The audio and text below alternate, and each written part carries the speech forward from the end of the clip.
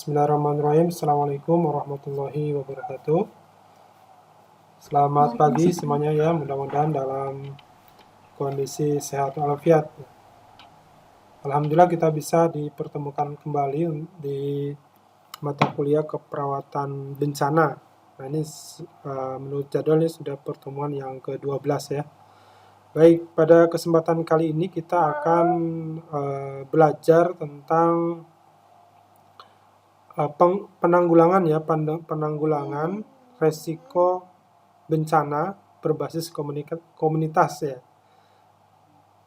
Pertemuan sebelumnya Pak Ridwan sudah menyampaikan ya terkait dengan teori gitu ya, terkait dengan teori PRBBK, dan saya pada kesempatan kali ini akan menyampaikan aplikasi atau penerapan dari program tersebut begitu.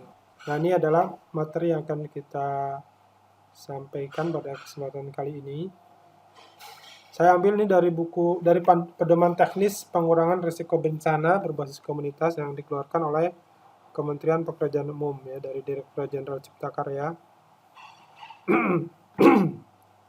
Saya ambil beberapa bagian saja begitu yang kira-kira relevan dengan capaian pembelajaran pada kesempatan kali ini. Beberapa hal yang akan kita sampaikan pada kesempatan kali ini adalah terkait dengan pengertian ya, PRBBK, kemudian prinsip pelaksanaan, komponen program dan tahapan pelaksanaan ya, tidak ke pengelolaan dan pemantauan tidak ya. Oke, baik. Yang pertama terkait dengan pengertian. Nah, saya kira Pak Ridwan sudah menyampaikan pada pertemuan sebelumnya apa yang dimaksud dengan PRBBK ini dan tujuannya apa. Nah, ini semua terangkum dalam pengertiannya ya. Jadi ini merupakan serangkaian upaya untuk mengurangi resiko bencana. Seperti kita ketahui bahwa bencana itu memang secara garis besar kita tidak bisa mencegahnya gitu ya, secara mencegahnya gitu. Seperti misalkan gempa bumi. Gempa bumi itu kan aktivitas dari alam mencapai keseimbangan ya, di mana terjadi pergeseran kerak bumi begitu ya, patahan-patahan itu selalu bergerak mereka. Kemudian ketika mereka mencari keseimbangan maka akan menimbulkan gejala alam yang berupa gempa gitu. Kemudian bisa juga itu dari gunung meletus gitu ya, letusan gunung juga itu merupakan salah satu mekanisme alam untuk mencapai keseimbangan begitu. Nah, apa yang bisa kita lakukan adalah mengurangi resiko bencana. Jadi bagaimana supaya bencana yang terjadi, peristiwa alam yang terjadi itu tidak menimbulkan dampak besar terhadap kehidupan manusia. Yaitu diantaranya dengan mengurangi resiko dari bencana tersebut. Yang dilakukan dalam PRBBK ini meliputi penyadaran kepada masyarakat maupun pemangku kepentingan, pejabat begitu ya. Kemudian pendidikan ya, universitas dan sebagainya terkait dengan potensi bencana ya, yang ada di wilayah tersebut. Kemudian setelah sadar dan tahu adanya potensi bencana, maka yang selanjutnya melalui peningkatan kemampuan dalam menghadapi ancaman bencana tersebut. Baik berupa upaya fisik ya, dengan membangun berbagai fasilitas.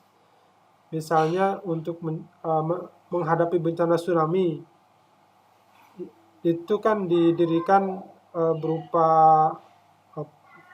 alat untuk memantau begitu ya, mendeteksi alat deteksi tsunami, sehingga begitu ada gerakan air di laut yang itu diidentifikasi sebagai memiliki potensi tsunami, maka akan alat deteksi tersebut akan mengirim sinyal dan kemudian ditandai dengan adanya sirine gitu ya, misalnya seperti itu. Atau juga dibuat alat atau mekanisme pemecah ombak begitu. Kemudian mengadakan rambu-rambu papan petunjuk untuk arah evakuasi. Nah, itu juga merupakan bagian dari upaya pengurangan risiko dalam bentuk fisik begitu. Kemudian non fisik yang terkait dengan tadi peningkatan kapasitas dari sumber daya manusianya begitu. Bagaimana mereka menghadapi bencana yang mungkin terjadi begitu. Dan ini dilakukan oleh anggota masyarakat secara aktif, partisipatif, dan terorganisir. Artinya, di sini peran masyarakat sebagai, dalam tanda kutip, orang yang beresiko, baik yang beresiko maupun yang tidak beresiko gitu kan, yang ada di lokasi bencana maupun yang tidak ada di lokasi bencana, itu diharapkan berperan secara aktif, ya, partisipatif, dan terorganisir. Artinya, ini membutuhkan dukungan dari semua pihak, baik dari pemerintah, masyarakat, maupun LSM yang memiliki concern dengan masalah kebencanaan ini. Kemudian, apa prinsip dasar dari pelaksanaan PRBBK ini? Yang pertama adalah cepat dan tepat. Artinya,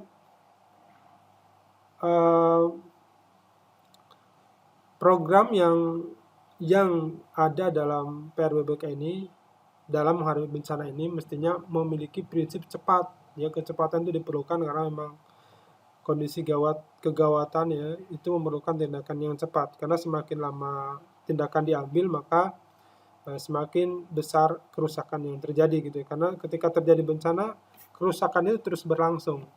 Jadi begitu tidak ditangani dengan segera, maka kemungkinan untuk pulih menjadi kecil gitu. Hal ini juga terkait tadi dengan penanganan korban bencana, dalam hal ini manusia begitu ya.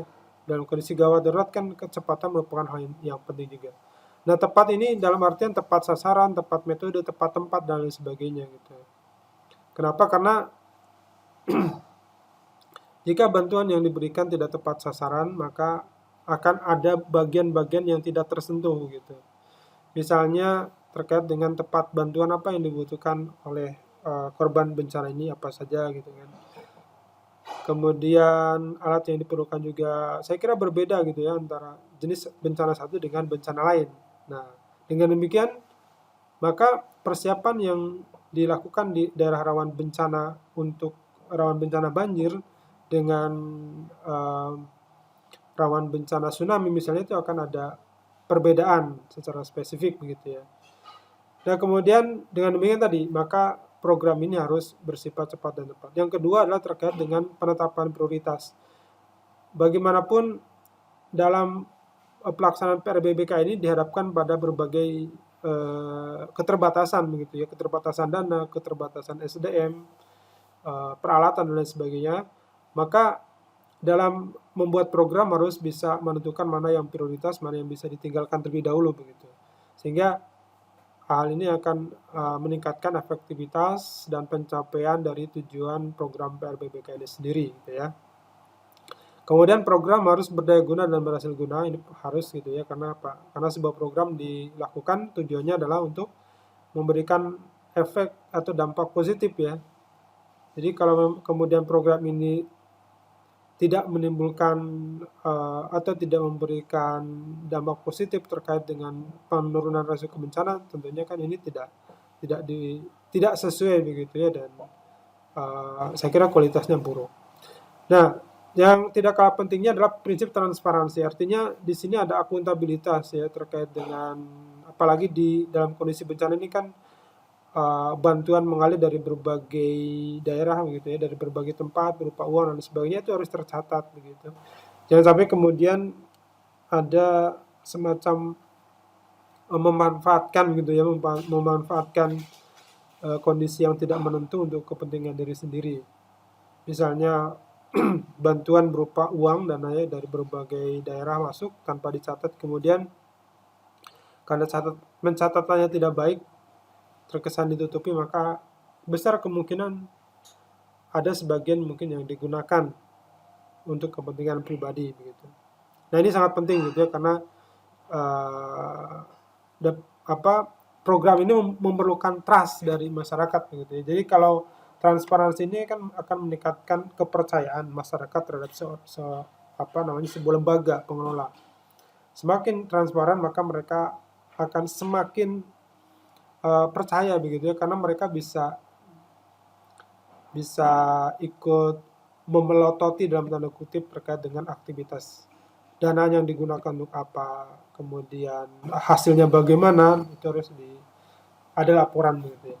Kemudian kemitraan.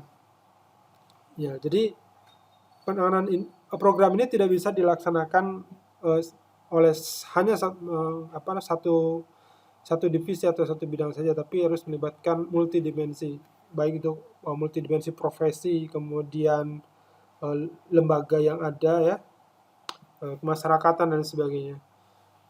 Karena tidak masalah yang dimunculkan dalam kondisi bencana ini meliputi berbagai aspek ya, aspek penghidupan dan kehidupan, kesehatan, kemudian lingkungan, ekonomi dan lain sebagainya, termasuk juga infrastruktur dan suprastruktur yang ada di sana gitu ya, bahkan pemerintahan juga bisa terganggu. Nah, ini membutuhkan kerjasama dari berbagai pihak begitu, termasuk dari pihak keamanan, misalnya bagaimana mereka mengamankan wilayah yang terdampak bencana supaya tidak dimanfaatkan tadi ya oleh orang-orang bertanggung jawab, karena tidak sedikit ya yang kemudian kejahatan muncul begitu ya, di mana ada perampokan pada rumah penduduk yang tidak terjaga gitu pada saat bencana. Karena pada saat tersebut kan para pemilik rumahnya pada mengungsi semua. Nah, ini adalah peran dari para petugas keamanan begitu ya, dari TNI, Polri, kemudian dari lembaga-lembaga keamanan yang lain begitu ya. Kemudian partisipatif ini artinya kesadaran untuk ikut berperan serta begitu ya. Jadi semua yang terlibat harus berpartisipasi. Mereka berperan bukan hanya sebagai objek tapi sebagai subjek pelaku dalam hal ini. Program ini tidak bisa berjalan kalau kemudian misalkan dari masyarakat sebagai yang terdampak tidak ikut berperan di sana begitu ya, karena dalam PRBBK ini juga karena melibatkan semua aspek begitu ya. Misalnya ada simulasi evakuasi bencana. Kalau misalkan masyarakat tidak berpartisipasi, bagaimana kemudian program ini bisa berjalan efektif begitu ya. Jadi ketika terjadi bencana, kalau kemudian masyarakat tidak mau dilatih, tidak mau ikut peran serta dalam simulasi kebencanaan, mereka akan kebingungan ketika misalnya terjadi bencana. Dan yang terakhir adalah program ini bersifat non-diskriminatif karena bencana menimpa semua orang gitu ya, tidak memandang jenis kulit, kemudian suku, ras dan sebagainya. Maka jangan sampai kemudian program ini memihak pada salah satu sisi gitu ya, salah satu kelompok saja. Tapi harus memandang semua korban adalah sama dan memiliki hak yang sama pula untuk ditolong. Seperti itu ya. Itu adalah prinsip dasar dari pelaksanaan PRBBK. Baik, sampai di sini ada yang mau ditanyakan?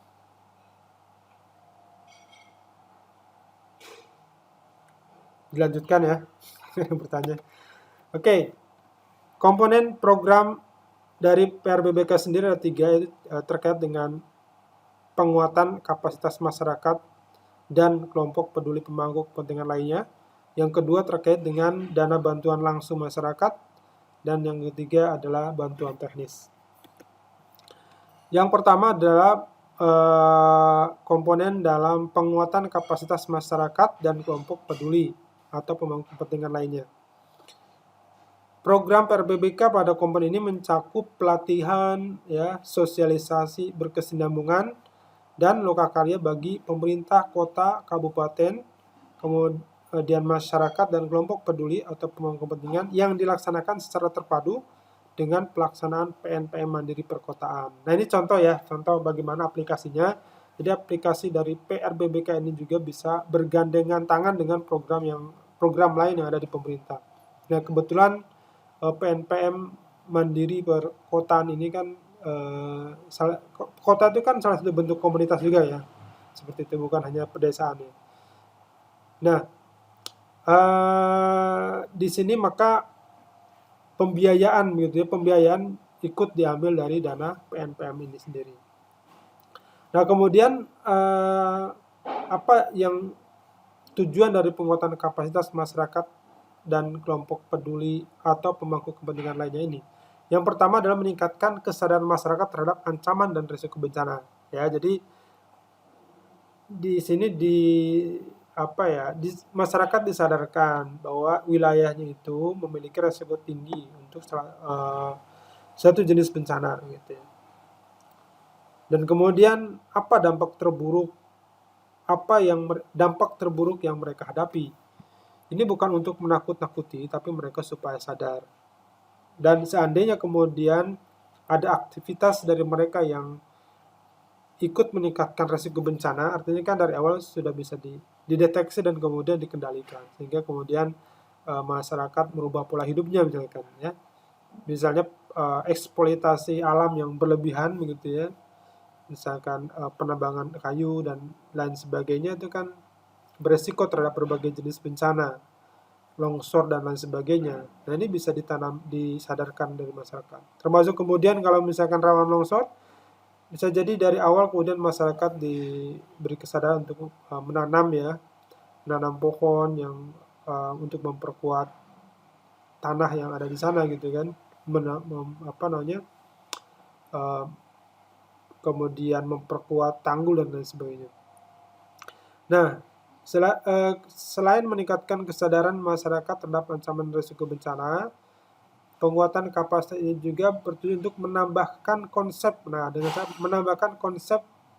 penanggulangan risiko bencana berbasis media dalam pelatihan, penguatan perangkat pemerintah daerah, konsultan dan fasilitator. Jadi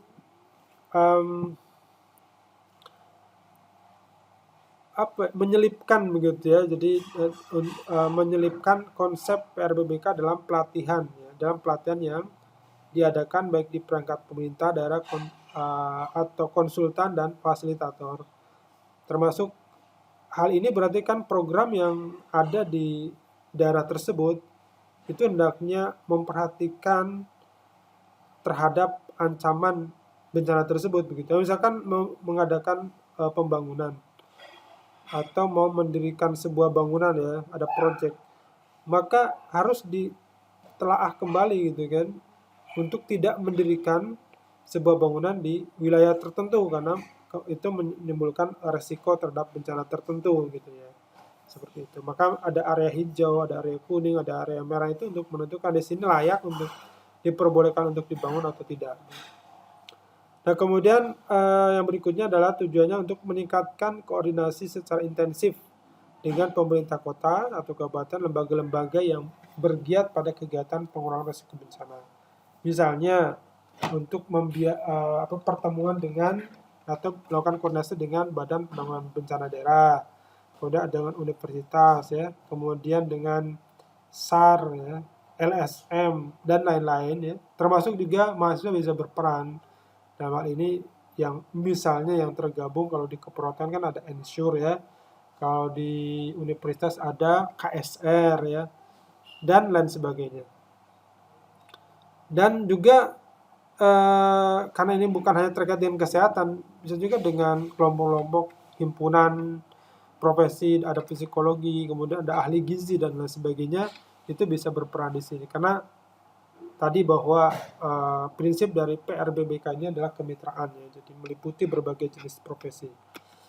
Nah, kemudian komponen kedua adalah terkait dengan dana bantuan langsung masyarakat atau BLM. Di sini merupakan komponen terkait dengan pembiayaan dari program ini begitu. Nah, kalau ini terkait dengan sinergiskan dengan program PNPM, maka pembiayaan bisa diambil dari dana PNPM.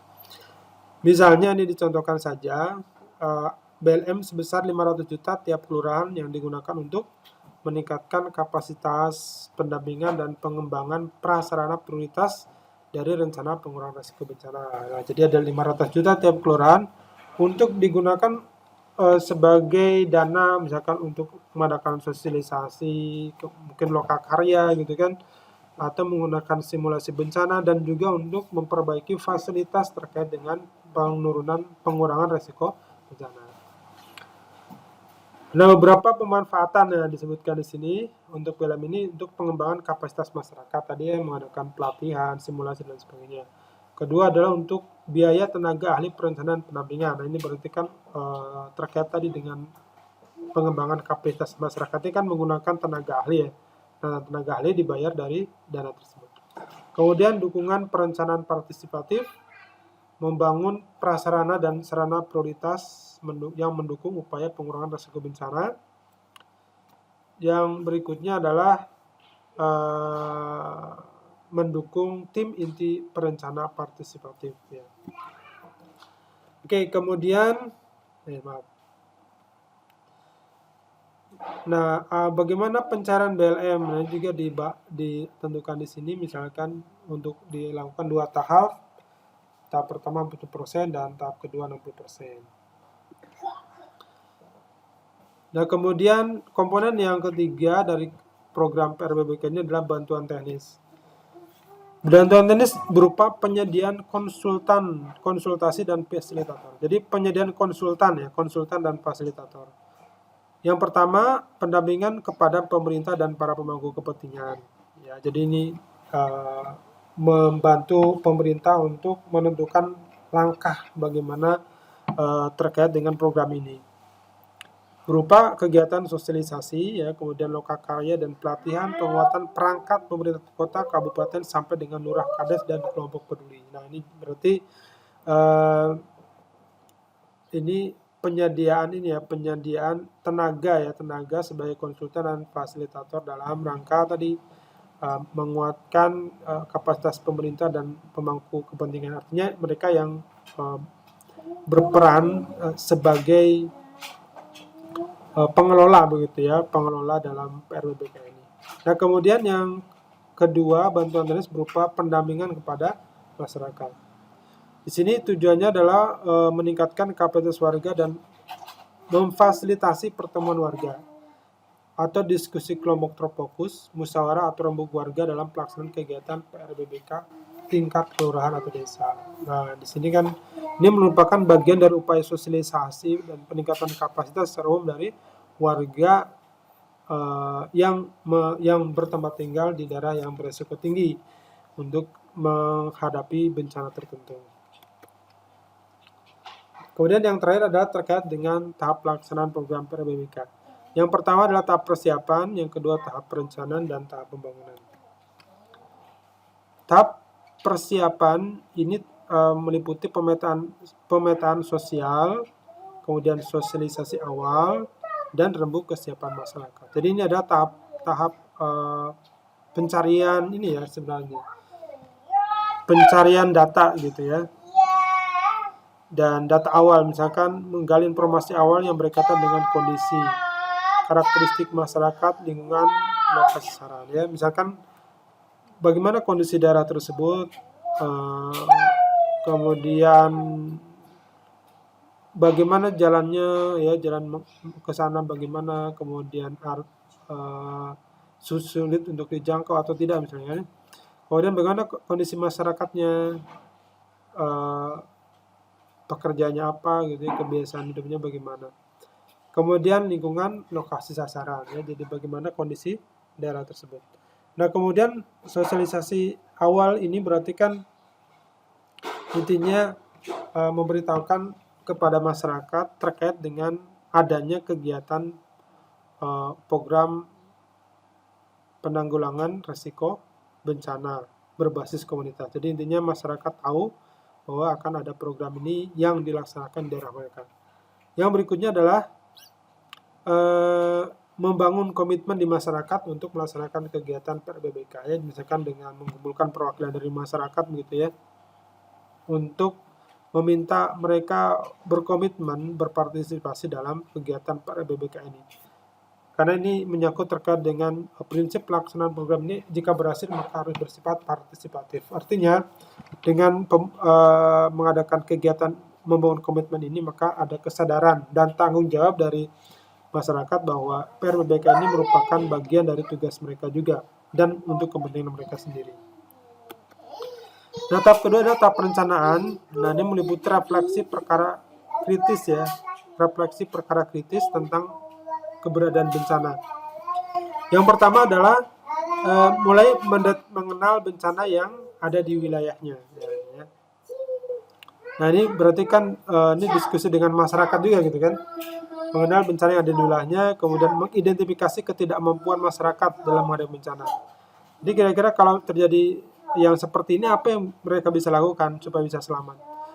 Karena barangkali mereka sudah terbiasa juga dengan bencana ini, sehingga mereka sudah berkembang ke kearifan lokal gitu ya. Kearifan lokal ketika terjadi bencana, mereka harus seperti apa? Gitu. Termasuk bagaimana mereka mendeteksi kemungkinan terjadi bencana. Nah, artinya program penanggulangan risiko bencana sendiri sudah berjalan di masyarakat tersebut. Nah, ini bisa disinkronkan dengan program yang ada begitu ya. Nah, artinya mereka bagaimana derajat ketidakmampuannya begitu ya. Kemudian meningkatkan kesadaran masyarakat terhadap dampak bencana yang bisa terjadi kapan dan di mana saja. Ya, ini juga bagian dari upaya sosialisasi begitu ya. Atau mungkin ini cocok dalam bentuk diskusi kelompok terfokus begitu kepada tokoh-tokoh masyarakat yang ada di sana gitu ya. Dan yang di refleksi ini juga bagaimana mereka memahami potensi masyarakat dalam menghadapi bencana. Nah, tadi misalkan sudah ada kearifan lokal yang berkembang di sana, kan ini merupakan potensi nih. Potensi, dan ini juga sangat membantu bagaimana penerapan PRBBK di wilayah tersebut. Kemudian tahap kedua, pemetaan swadaya. Ini membangun relawan yang siap menjadi tim pemetaan swadaya. Nah, ini pertama kan berarti harus ada relawan yang nanti yang survei gitu ya, bagaimana kondisi dari masyarakat ini gitu. Kemudian yang berikutnya adalah membangun kesadaran masyarakat melalui observasi realitas persoalan dan potensi sosial ekonomi lingkungan terhadap risiko bencana. Ya, bagaimana kondisi sosial ekonomi mereka, karena semakin miskin maka semakin rentan gitu ya. Karena mereka ketika terjadi bencana mereka tidak memiliki cadangan uang dan lain sebagainya begitu ya. Kemudian menyusun peta-peta jenis dan lokasi ancaman, bahaya, kerentanan, dan kapasitas masyarakat dalam mengurangi risiko bencana tersebut. Nah, ini tadi ya, supaya penanganan yang diberikan itu bisa tepat dan cepat begitu ketika kita sudah memiliki gambaran ya terkait dengan lokasi di wilayah tersebut, ancaman bencananya apa, sehingga dari situ kan kita akan tahu gitu kan terkait dengan hal-hal apa saja yang perlu dipersiapkan begitu ya. Karena kita dikatakan bahwa setiap bencana memiliki keunikan tersendiri. Nah, yang berikutnya ada review untuk perencanaan jangka menengah, program penanggulangan kemiskinan dan penyusunan rencana tindak pengurangan risiko bencana, ya, rencana tindak lanjut. Artinya kan setelah diskusi refleksi dan lain sebagainya, maka kita lihat bagaimana program jangka menengah dari program penanggulangan kemiskinan ini, dan itu kemudian dimasukkan gitu dalam rencana tindak pengurangan risiko bencana. Karena misalkan banyak rakyat miskin, artinya kan di situ perlu digali lagi terkait dengan misalkan pemberian bantuan langsung tunai, atau kalau mereka memiliki potensi belum dikembangkan, dan bagaimana meningkatkan potensi mereka gitu ya terkait dengan hal ekonomi. Gitu.